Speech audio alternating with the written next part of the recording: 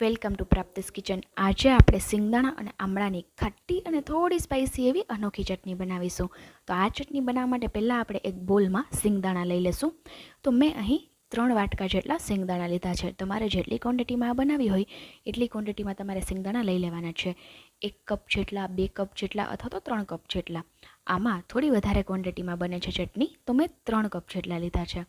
ત્યારબાદ આપણે આ સિંગદાણાને ગરમ પાણીમાં પલાળવાના છે. તો ગરમ પાણી કરી અને સિંગદાણા ડૂબે એટલું પાણી એડ કરી દેવાનું છે અને 15 મિનિટ માટે આ બોલને આપણે અત્યારે સાઈડ પર રાખી દઈએ. તો સિંગદાણા પલળે એટલી વારમાં આપણે આમળાને રેડી કરી લઈએ ચટણી બનાવવા માટે. તો મેં અહીં એકદમ સારી રીતે વોશ કરી અને કોરા કરી લીધા છે આમળાને. હવે આપણે આ આમળાને રેન્ડમલી ચોપ કરી લઈશું, પણ હા, નાના નાના ટુકડામાં ચોપ કરવાના છે.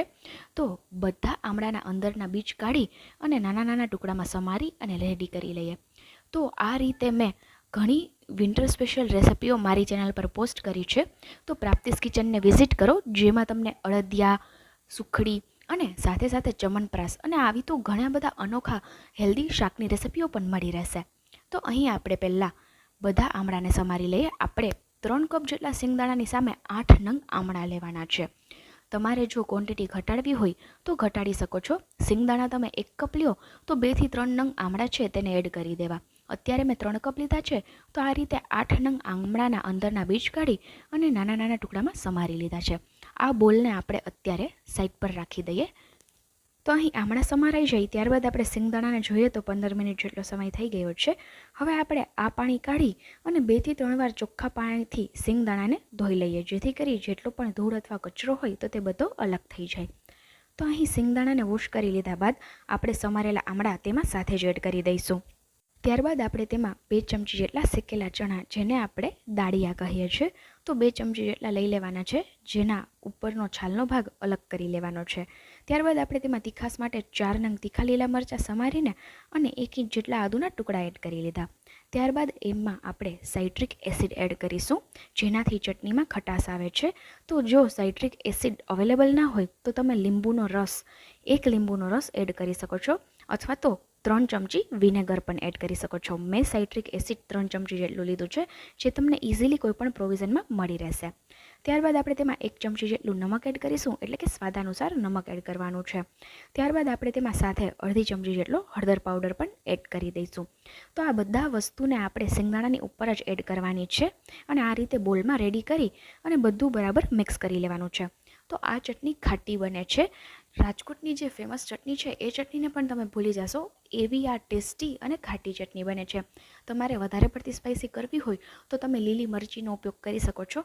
અને 3 કપ સિંગદાણાની સામે આપણે 8 નંગ તીખા લીલા મરચાં લેવાના છે, પણ મારે વધારે પડતી તીખી નથી બનાવી, એટલા માટે મેં ફક્ત 4 નંગ તીખા લીલા મરચાં એડ કર્યા છે.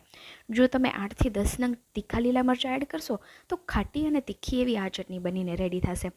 આ ચટણી તમે કોઈ પણ પૂરી અથવા તો ગાંઠિયાની સાથે એન્જોય કરી શકો છો. અને હા, ભાખરીની સાથે પણ આ ચટણી ખૂબ ટેસ્ટી લાગે છે. તો અહીં આપણે બધું બરાબર મિક્સ કરી દીધા બાદ આ રીતનો તેનો કલર થઈ જાય છે. હવે આપણે આ બધા ઇન્ગ્રીડિયન્ટ્સને ક્રશ કરી લેવાના છે. તો તેના માટે મિક્સર જાર લઈ લઈએ અને 2 બેચીસમાં આ બધી વસ્તુને પીસી અને રેડી કરી લેવાની છે. તો થોડું થોડું એડ કરી અને 2 બેચીસમાં પીસી લઈએ.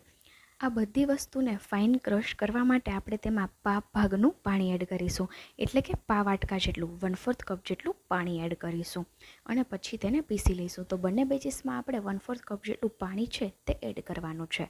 ત્યારબાદ તેને મિક્સરમાં ક્રશ કરી લેવાનું છે. તો જોઈ શકો છો, થોડું અમથું પાણી આપણે તેમાં એડ કરી દઈએ અને હવે ઢાંકણ ઢાંકીને ક્રશ કરી લઈએ. તો અહીં હું તમને બતાવી દઉં, ક્રશ થઈ ગયા બાદ તેનો આ રીતનો કલર આવે છે અને બધું એકદમ સરસ પીસાઈ અને રેડી થઈ ગયું છે, જોઈ શકો છો. તો હવે આપણે આ ચટણીને એક બાઉલમાં કાઢી લઈએ.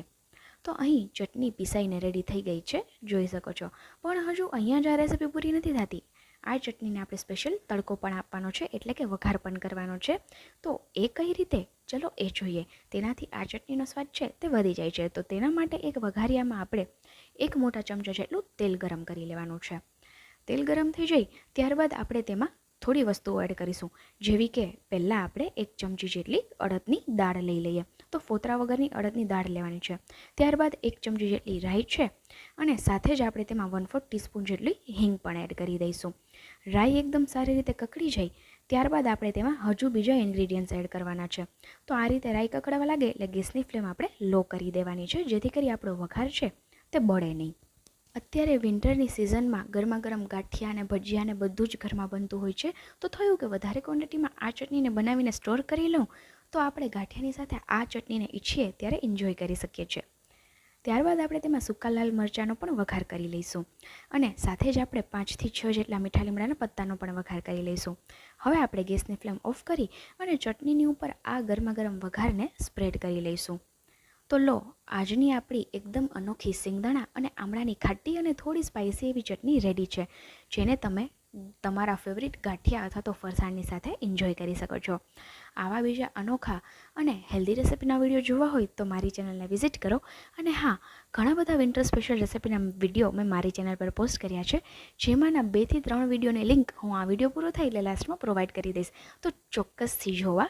અને આવા બીજા હેલ્ધી અને ખાસ કરીને અનોખા રેસિપીના વિડીયો સાથે આપણે પ્રાપ્તિસ કિચન પર ફરી મળીશું. બાય. Thanks for watching.